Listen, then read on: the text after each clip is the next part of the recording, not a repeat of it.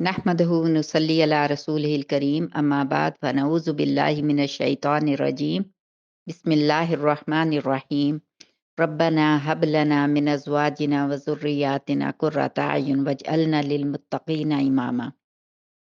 आज हम बात करेंगे मियाँ बीवी के बारे में कि घर में मसाइल किस लिए होते हैं, क्योंकि दोनों ने अपनी मर्जी का इस्लाम अपनाया हुआ होता है। अपने फ़ायदे की हदीस और आयात दोनों ने याद की हुई होती हैं और उसकी वजह क्या है? वजह ये है कि दोनों को अपने हकूक़ याद हैं, अपने फ़राइज़ याद नहीं हैं। जबकि हर इंसान को मालूम है कि देने वाला हाथ लेने वाले हाथ से बेहतर होता है। और देना सिर्फ़ पैसे का नहीं होता, देना पैसे का भी होता है, वक़्त का, मोहब्बत का, इज़्ज़त का। देने वाले बने, लेने वाले नहीं।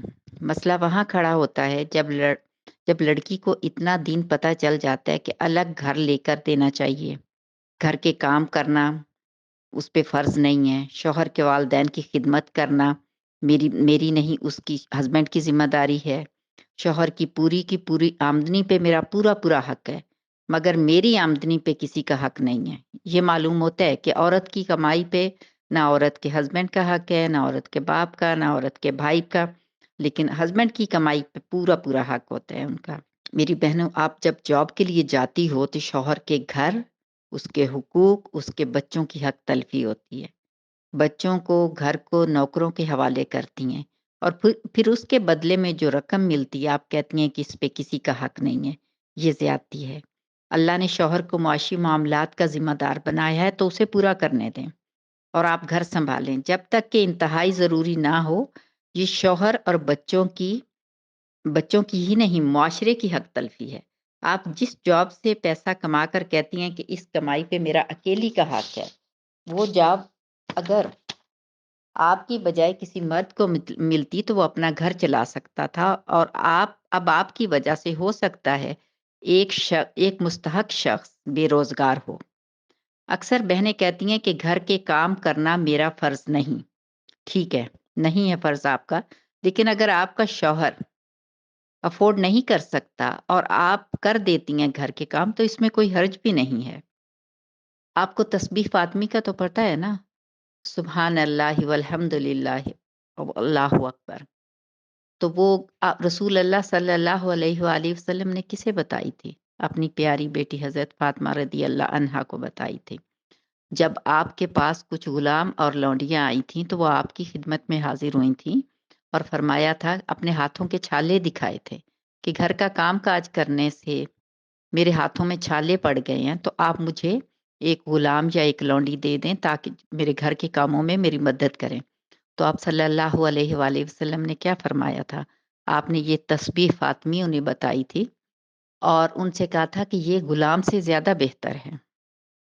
तो उन्होंने ये तो नहीं किया था कि हज़रत अली को बुलाकर कहा हो कि मेरी बेटी पे फ़र्ज़ नहीं है घर के काम करना, तो आप इनसे काम क्यों करवा रहे हैं? नहीं, उन्होंने ये नहीं किया था।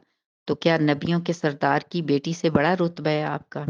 आप पूरा-पूरा अगर दीन पे चलते हैं, तो फिर शौहर को भी इजाज़त दे दें कि वो भी दीन पे चले। झगड़ा वहाँ होता है जहाँ आप अपने हुकूक तो याद होते हैं, लेकिन दूसरे के हुकूक याद नहीं होते। अगर इस्लाम ये है कि औरत को अलहदा घर दिया जाए, औरत को कि पे फ़र्ज़ नहीं है कि वो घर का काम करे या औरत पे फ़र्ज़ नहीं है कि वो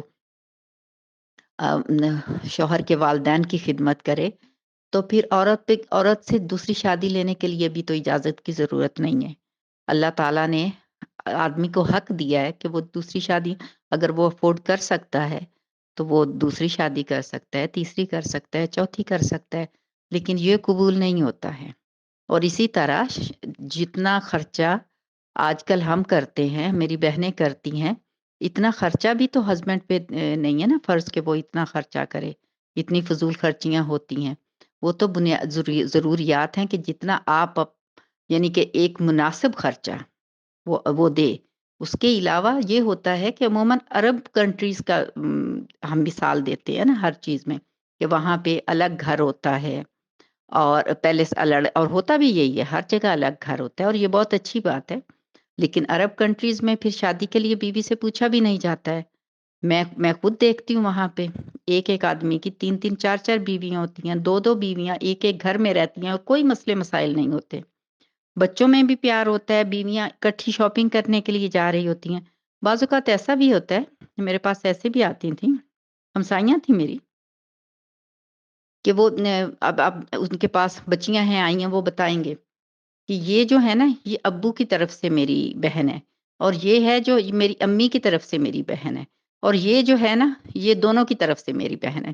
اور بعض اوقات سوکن جو ہے وہ اپنی سوکن کی بیٹی کے ساتھ اپنی سوتیلی بیٹی کے ساتھ آ رہی ہوتی ہیں، اور آپ کو پتہ نہیں چلے گا کہ یہ سگی ماں بیٹی ہیں یا یہ سوتن کی بیٹی ہیں۔ اس طرح سے پھر ان کے آپس میں تعلقات ہوتے ہیں، اور جو جاب کر رہی ہوتی ہے اس نے اپنی تنخواہ سے میٹ رکھی ہوئی ہوتی ہے، جو جاب نہیں کر رہی ہوتی ہے وہ اپنا جو گھر کا ہوتا ہے یا کچھ بھی ہوتا ہے، ہسبینڈ نے اس کے لیے رکھی ہوتی ہے نوکرانی یا جو کچھ ہوتا ہے، کیونکہ وہ گھر پہ ہوتی ہے، وہ گھر کے معاملات دیکھ رہی ہوتی ہے، وہ بچوں کو دیکھ رہی ہوتی ہے۔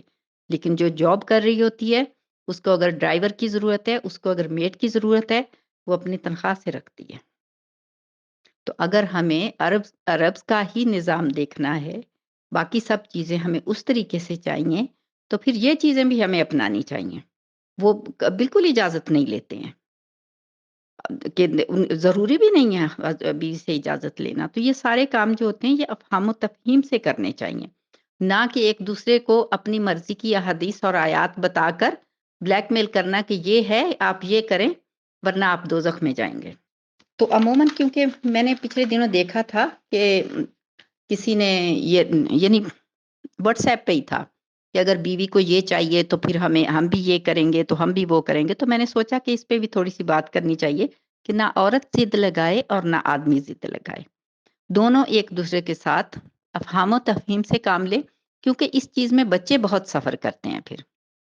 اور میں اپنے بھائیوں سے بھی درخواست کروں گی کہ وہ بھی صرف اپنے مطلب کی احادیث اور آیات نہ یاد کر لیا کریں کہ لعنت ہوگی ساری رات آپ پہ اور یہ ہوگا اور وہ بھی ہوگا۔ ہمارے پیارے نبی صلی اللہ علیہ وآلہ وسلم کا فرمان ہے، تم میں سب سے اچھا وہ ہے جس کا اخلاق اچھا ہے، اور اخلاق اس کا اچھا ہے جو اپنے اہل سے اچھا ہے، اور نہ ہی آپ دوسری شادی کو ہتھیار کے طور پہ استعمال کریں۔ اللہ نے اجازت ضرور دی ہے مگر ساتھ ہی عدل کرنے کا بھی حکم دیا ہے، اور جو عدل نہیں کرے گا اس کا انجام بھی بہت برا ہوگا، روز قیامت اس کا بہت برا انجام ہوگا۔ اللہ سبحانہ و تعالیٰ نے واضح طور پہ قرآن پاک میں یہ بھی بتا دیا ہے وَلَن تَسْتَطِيعُوا أَن تَعْدِلُوا کہ آپ عدل نہیں کر سکیں گے، کہ آپ عدل کر ہی نہیں سکتے۔ لن کا مطلب ہوتا ہے کہ ہرگز نہیں، کہ آپ ہرگز عدل نہیں کر سکیں گے۔ اور اس میں البتہ یہ وضاحت ہے کہ آپ محبت کے معاملے میں تو عدل کی شرط نہیں ہے، لیکن باقی ہر معاملات میں، وقت میں، خرچ میں، ہر چیز میں عدل کرنے ہیں آپ کو۔ اگر آپ عدل نہیں کریں گے تو اس کے لیے آپ کو حساب دینا ہوگا۔ اس لیے نہ تو ہمارے بھائی اس چیز کو ہتھیار کے طور پہ استعمال کریں، اور نہ ہماری بہنیں صرف اپنے مطلب کا اسلام پیش کریں۔ اور بھائیوں کو بھی چاہیے کہ وہ بھی اگر ہمارے نبی صلی اللہ علیہ وآلہ وسلم اپنے کام خود کر لیتے تھے، اپنے جوتے خود مرمت کر لیتے تھے، کتنا کچھ کرتے تھے، دین کی تبلیغ بھی کرتے تھے، اس کے بعد نماز سبحان اللہ امامت خود کرواتے تھے، جو ڈیلیگیشنز آتے تھے ان سے ملتے تھے، اور آپ کے کتنے گھر تھے ماشاء اللہ تبارک اللہ، اتنے گھروں کا خیال رکھنا، ہر بیوی کو اس کا صحیح ٹائم دینا، کوئی کسی قسم کی حق تلفی نہ کرنا، اور اس کے بعد پھر اپنے کام بھی، اپنے چھوٹے موٹے کام خود کر لینا، اپنی بیویوں کا ہاتھ بٹانا۔ اگر ہمارے نبی صلی اللہ علیہ وآلہ وسلم اتنا کچھ کرنے کے، اور غزوات ہر وقت جو شورشیں ہوتی تھیں یہود کے ساتھ اور مشرکین کے ساتھ، اس کے باوجود اگر ہمارے نبی اپنا کام خود کر سکتے ہیں تو آپ لوگ کیوں نہیں کر سکتے کہ آفس سے آ کے اور کہیں کہ میں تو آ گیا ہوں، تھکا ہوا آیا ہوں، اب جو بھی کرنا ہے صرف آپ ہی کریں، بچوں کو بھی آپ سنبھالیں، گھر بھی آپ سنبھالیں، سب کچھ آپ نے کرنا ہے۔ ایسے نہیں، دونوں فہم و تفہیم سے کام لیں۔ اگر بیوی نے گھر سنبھالنا ہے تو پھر بیوی کے ساتھ آپ اس کی ہیلپ کریں۔ اور یہ اصل میں یہ ماؤں کو چاہیے، والدین کو چاہیے کہ وہ شروع سے اپنے بچوں کی اس طرح کی تربیت کریں کہ وہ آگے اپنی بیوی کی جا کر مدد کریں۔ یہ نہیں کہ لڑکوں کا تو کوئی بعض اوقات تو یہ ہوتا ہے کہ شادی کے بعد بلکہ اور زیادہ میں نے دیکھا ہے کہ جب بہو آتی ہے تو مائیں اور زیادہ کہیں گی کہ نہیں میرے بیٹے نے تو کبھی کام نہیں کیا ہے، اور اگر وہ کسی چیز میں ہیلپ کرے گا بھی اپنی بیوی کی تو بلکہ اس چیز کو بہت برا خیال کیا جاتا ہے، اس کا مذاق اڑایا جاتا ہے کہ دوبارہ وہ ہمت ہی نہ کرے اپنی بیوی کی مدد کرنے کی۔ اور اس کے علاوہ اللہ سبحانہ و تعالیٰ نے جو بھی اچھا عمل ہم کرتے ہیں، چاہے انسان ہو، چاہے چاہے آدمی ہو چاہے عورت ہو، کسی کے بھی اچھے عمل کو اللہ سبحانہ و تعالیٰ ضائع نہیں کرتے۔ آپ کی اپنی زندگی پرسکون ہوگی، آپ کا گھر، اپنے گھر کو جنت بنائیں گے، اور پھر اس کے بعد آپ کو اللہ سبحانہ و تعالیٰ اس کا اجر بھی عطا فرمائیں گے۔ قرآن پاک میں بھی ہے کہ اللہ کسی کا عمل ضائع نہیں کرتے، چاہے وہ عورت ہو چاہے آدمی ہو۔ سورہ نحل آیا 97 میں اللہ سبحانہ و تعالیٰ فرماتے ہیں، جس نے نیک کام کیا، مرد ہو یا عورت، اور وہ ایمان بھی رکھتا ہے تو ہم اسے ضرور اچھی زندگی بسر کرائیں گے، اور ان کا حق انہیں بدلے میں دیں گے، ان کے اچھے کاموں کے عوض میں جو وہ کرتے تھے۔ جب اللہ سبحانہ و تعالیٰ آپ سے یہ وعدہ کر رہے ہیں کہ اللہ سبحانہ و تعالیٰ آپ کو اچھی زندگی بسر کروائیں گے نیک کام کے بدلے میں، اور اس کے عوض میں جو آپ کو حق بھی دیں گے، اور ان کا بدلہ بھی دیں گے، تو پھر اس کے علاوہ پھر اور کیا ہو سکتا ہے کہ آپ اس کے باوجود یعنی انسان کسی مخمصے میں رہے اور اپنی حقوق کے صرف اپنے حقوق کے پیچھے دوڑے، اپنے فرائض کو نہ پہچانے، اور اگر فرائض میں کسی قسم کی آپ کی حقوق میں کمی ہوتی بھی ہے اور اپنے فرائض آپ ادا کرتے ہیں اور آپ اچھا کرتے ہیں دوسروں کے ساتھ، تو اس آیت کی روح سے آپ کو تو بدلہ ملے گا ہی۔ اگر دوسرا آپ کے ساتھ کسی قسم کی آپ کے حقوق میں کمی کوتاہی کرتا بھی ہے تو آپ کو تو آپ کے اچھے کام کا بدلہ مل ہی جائے گا انشاءاللہ۔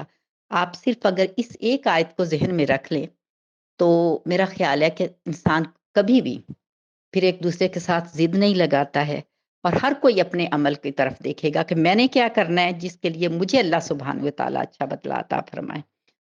سبحانک اللہم و بحمدک، اشہد ان لا الہ الا انت، استغفرک و اتوب الیک۔ السلام علیکم ورحمۃ اللہ وبرکاتہ۔